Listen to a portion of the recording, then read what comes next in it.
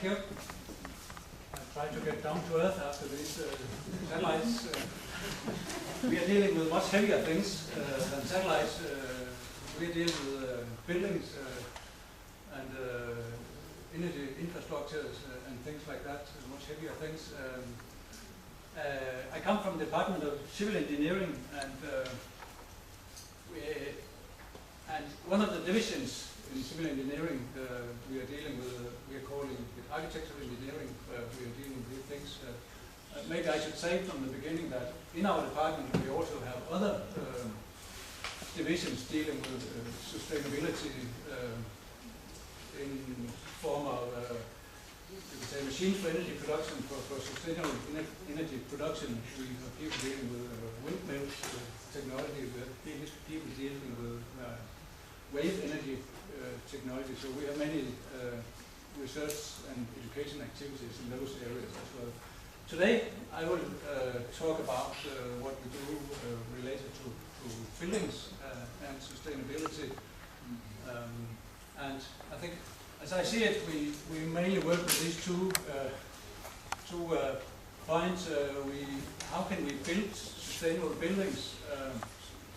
That means how can we take into account people's welfare, safety, and so on, and indoor environment in the same time be aware of energy use, CO2 footprint, any kind of cost you can say for the building.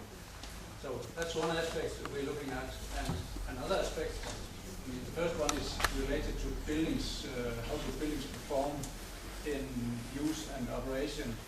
And the other aspect is, you would say, build the buildings in a sustainable way. So how can we use technology to reduce waste of time, materials, and so on during the construction process of the buildings?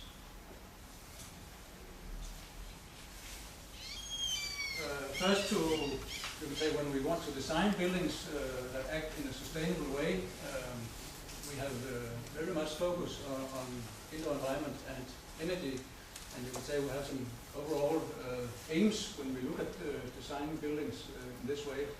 And of course, when we talk about this, we have to be aware what do we mean if we're talking about zero energy buildings, zero emission, and so on. We need to be very much aware of what do we mean when we say it. Is it that the building on the local site should be neutral regarding energy use or CO2 emission?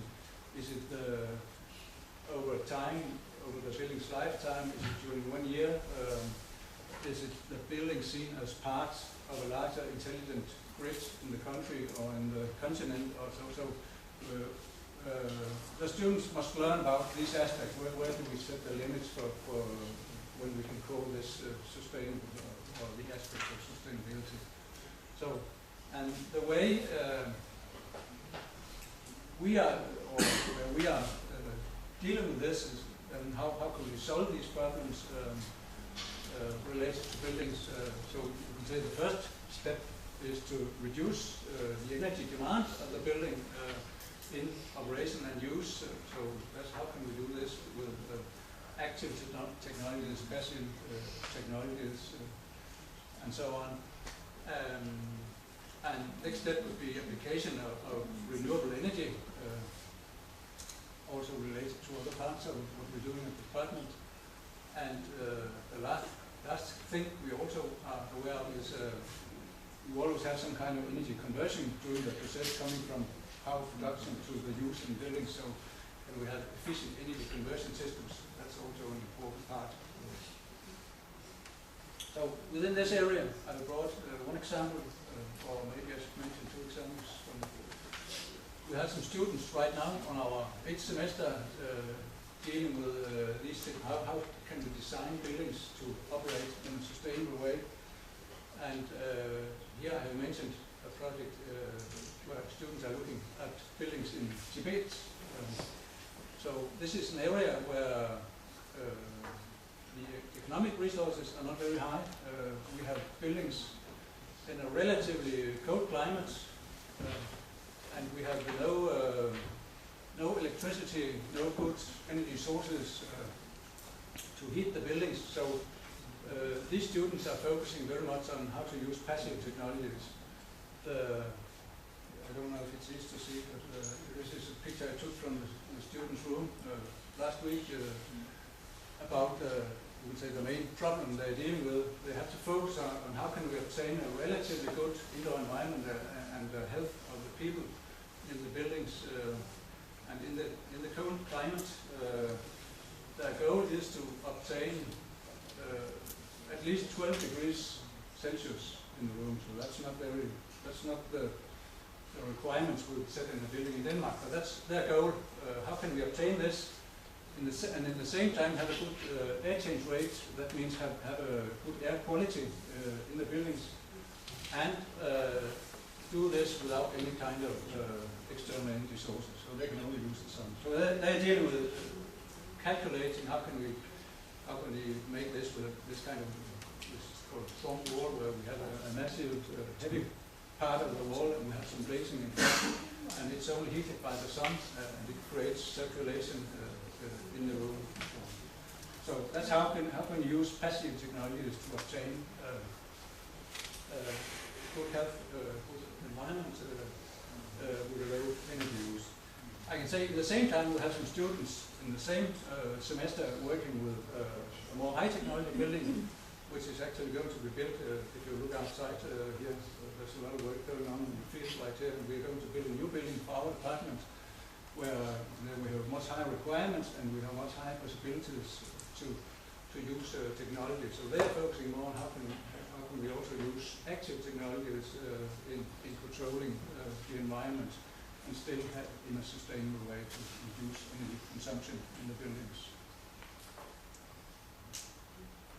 Yes, so this is about how do we deal with, you could say, the building, design the building to operate in a good way for many years use.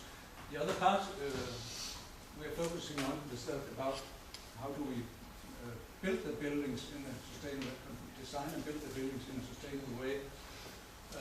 And in that part we are focusing very much on how can we use information technology to make more efficient processes.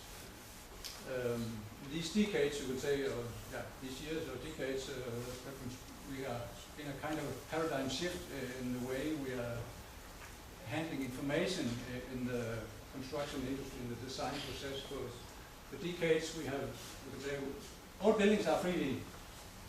We never work in 2D buildings. So the product we are going to make is in 3D. But for decades we have been communicating everything about this building in 2D. So we have made drawings, plans and sections and so on to communicate. You could say the 3D intent the architect has in his head has to be communicated through 2D drawings to users, contractors and everybody else in the construction industry. So these years this is changing. Now we put the 3D models in the computers and then they can produce any kind of plans and sections. And that's a completely different way of working, and that gives us some new possibilities, both in the planning of the construction, controlling construction, but also in making the right building for the user. So we have new possibilities to integrate end users of the building in the design of the buildings. And that means, you can say, there will go a longer time before we have to rebuild the building because it was built in the wrong way, we get new needs and so on.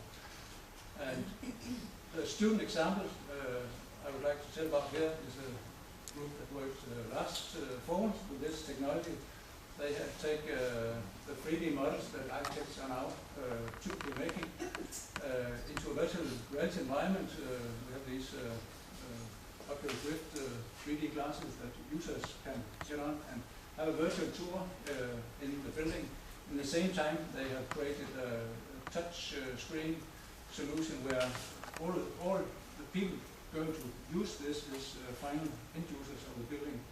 So they have a design possibility. They can move around things on the touch screen in the same time as the person here is experiencing the room to be built in 3D. So they can have a communication about the design intent and how they're going to operate in this building.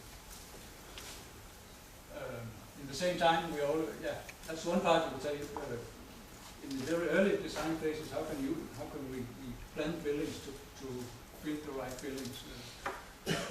And another aspect is how can we use the same models to control the construction process to reduce errors. This picture is from a construction site where they realized that some of the concrete elements were overlapping.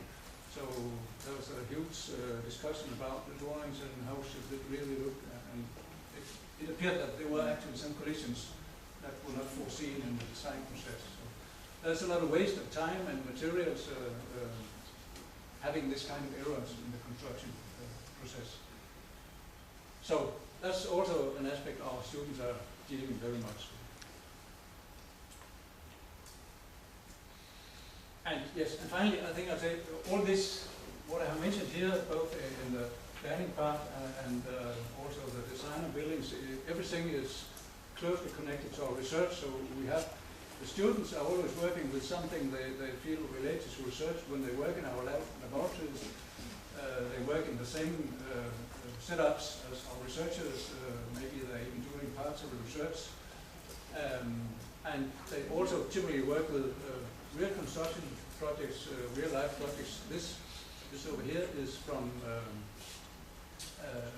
hospital buildings. We're building a lot of new hospitals in Denmark in these years, and they are using huge amounts of resources for the planning and user involvement to build these hospitals in the right way. So our students are working directly with these people who are right now designing these hospitals. Yes, thank you.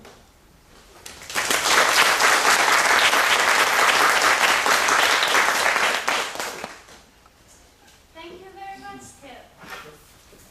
And then, I need some noise in here, right? So let's just take 2 minutes and discuss with the person beside you what could be interesting to ask these 3 facilitators about when we start off the panel in 2-3 minutes. Please, go.